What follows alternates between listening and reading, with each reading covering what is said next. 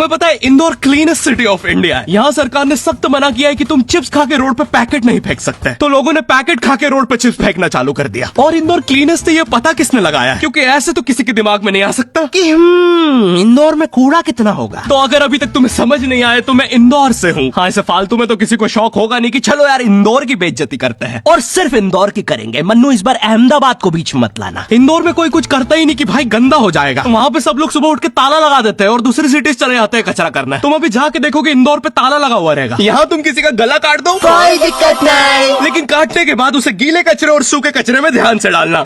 400 लोगों को टपका दिया, 300 बच्चों को उठवाया, 5 बवासीर वाले अंकलों को पिटवाया।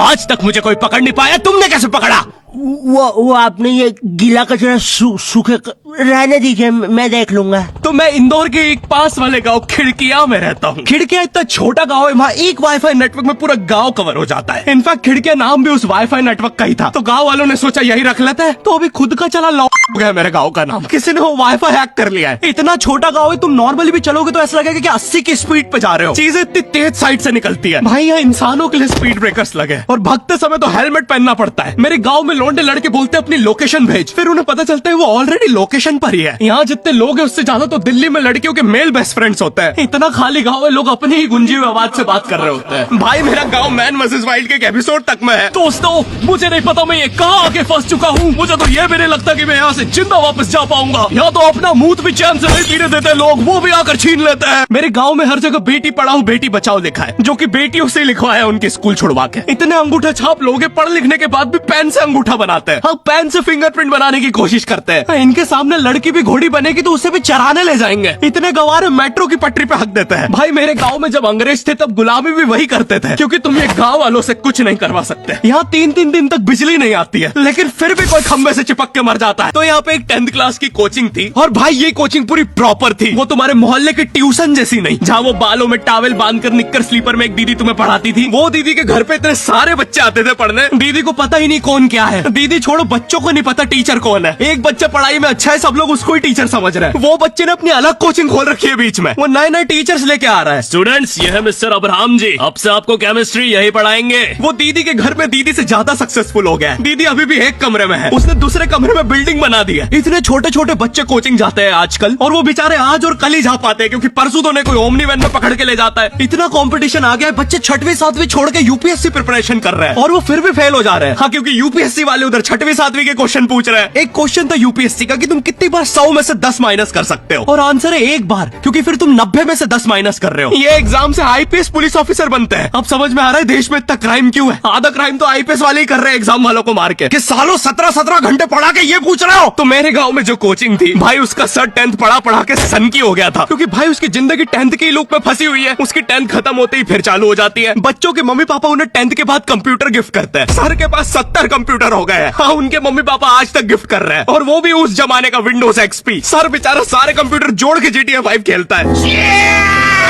सर इतना 10th क्लास में है, वो कोचिंग के बाद अपनी कोचिंग की लड़कियों के सामने बाइक से स्टंट मार रहा होता है। देख कोमल, राज ने तो सबको पीठ पे कुत्ते मारे हैं, तू कोई नई नहीं है।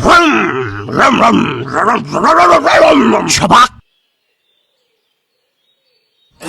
पीठ पे कुत्ते मारने वाला राज।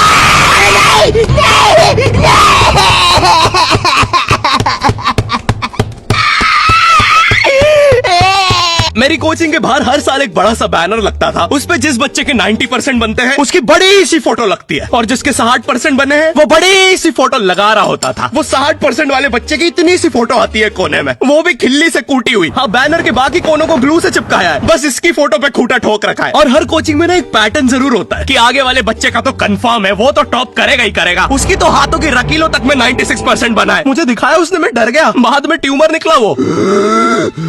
भाई तू इलाज करवा ले यार अपना। जलता है तू मुझसे। कोचिंग में पीछे एक बच्चा पिट रहा है, उसकी किताब में सर ने ड्राइंग्स देख लिया, वो ड्राइंग्स उसकी थी भी नहीं, वो जिस सीनियर की बुक थी उसने बना रखी थी। ये इसलिए पिट रहा है क्योंकि इसको आज तक लगता था कि गांधी जी घूंघट में हंसती एक औरत है, और नेहरू जी ये है नेहरू जी। इस बच्चे के हिसाब से हमारी आजादी की लड़ाई कुछ ऐसी दिखती है।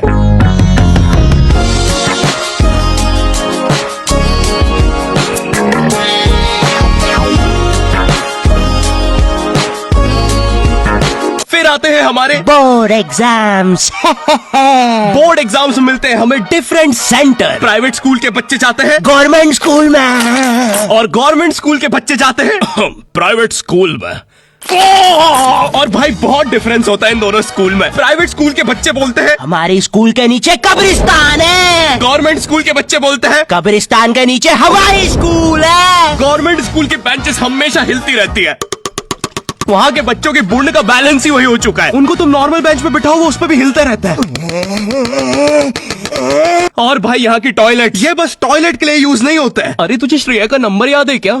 चल मेरे साथ। कहाँ? अरे बाबा यहाँ तुझे किसी भी लड़की का नंबर मिल जाएगा। श्रेया अग्रवाल, श्रेया बंसल, श्रेया शर्मा, श्रेया राज। अरे मिल गया। अरे लेकिन ये तो बंद है। अरे तो टेंशन की क्या बात है, इधर आइए ना, इधर बाकी नंबर भी है, चेक करिए। श्रेया जियो, श्रेया एयरटेल, श्रेया आइडिया। हेलो श्रेया। हाँ बोल।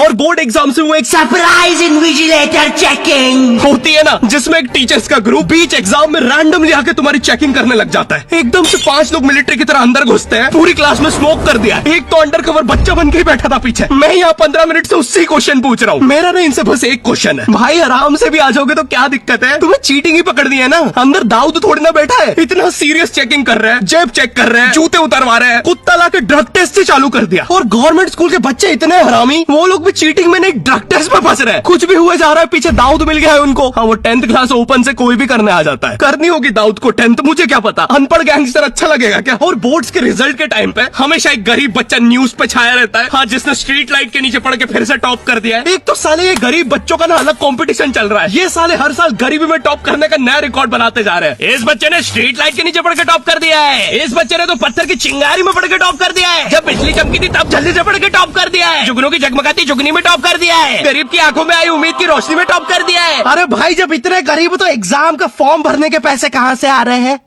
अब इसकी जो जल रही है उसमें भी पढ़ के टॉप कर दिया है।